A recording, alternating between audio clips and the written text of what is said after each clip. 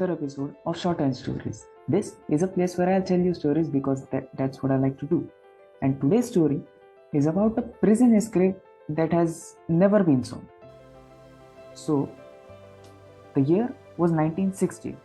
Frank Morris, a person who was convicted for bank robbery, burglary, and other crimes, was sent to Alcatraz prison in America for his repeated attempts to escape the other prisons. And in the same year, two other brothers, John Angling and Clarence Angling, were also sent to the Alcatraz prison, and surprisingly, all these three men knew each other.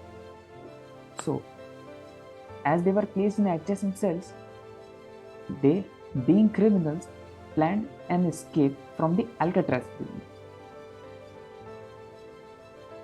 Now, the Alcatraz prison was one of the toughest prisons to escape, and to understand how tough it was, let us look at the Alcatraz prison. Located on a lonely island in the middle of San Francisco Bay, this prison, also known as the Rock, held captives since the Civil War. But in 1934, at the high point of war on crime, the Alcatraz prison was refortified into the world's most secure prison. Its eventual inmates included people like Al Capone and George Machine Gun Kelly, who were big criminals and had a history of escapes, and the occasional odd character like the infamous Birdman of Alcatraz. In 1930s, Alcatraz was already a forbidding place surrounded by cold rough waters in the Pacific, and by cold waters I mean freezing cold waters. So keeping this in mind, we go back to the three prisoners who had planned an escape. So these three guys escaped, but it came in the light when on 12th June 1962, an early morning bite check went off crazy because three inmates, John Angling, Clarence Angling, and Frank Morris, were not present in their cells. Also, in their prison beds were cleverly built dummy heads which were made of plaster, flesh tone paint, and real human hair that apparently fooled the night guards in assuming that these guys are asleep. So the prison went to lockdown and the search began.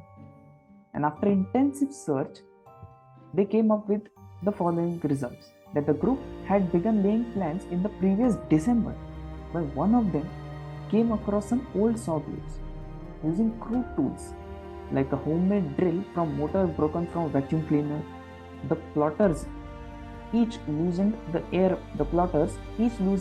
vents at the back of their cells by painstakingly drilling closely spaced holes around the cover so the entire section of the wall could be removed. Once through, they hid the holes with whatever they could, a suitcase, a piece of cardboard, etc. Behind these cells was a common unguarded utility corridor. They made their way down this corridor and climbed to the roof of their cell block inside the building, where they set up a secret workshop.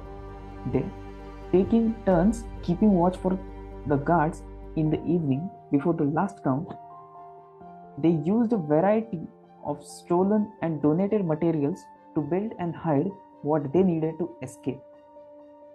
For lookouts, they constructed a crude periscope, and more than 50 raincoats that they stole or gathered were turned into a makeshift life preservers, and a 6 foot by 14 foot rubber raft that seems carefully stitched together and vulcanized by hot steam pipes in the prison. And this idea came from the magazines that they found in the prison cells. They also built wooden paddles and converted a musical instrument into a tool to inflate the raft. At the same time, they were looking away out of the building. The cell was good 30 feet high, but using a network of pipes, they climbed up and eventually pried open the ventilator at the top of the shaft. They kept it in place temporarily by fashioning a fake bolt out of soap. The investigation was called off for the following reasons. First, crossing the bay. Yes, the youngsters made more than the mile-long swing from Alcatraz to the Angel Island, but with the strong currents and the frigid bay water, the odds were clearly stacked against these men. 3 by land. The plan, according to the prison informant, was to steal clothes and a car once on land. But they never uncovered any thefts like this despite the high profile nature of the case. And for 17 years, the FBI worked on the case. No credible evidence emerged to suggest that the men were alive either in US or overseas. So, this case was officially closed by FBI on 31st December 1979 and was turned over to the US Marshal Services, who continue to investigate how these men escaped.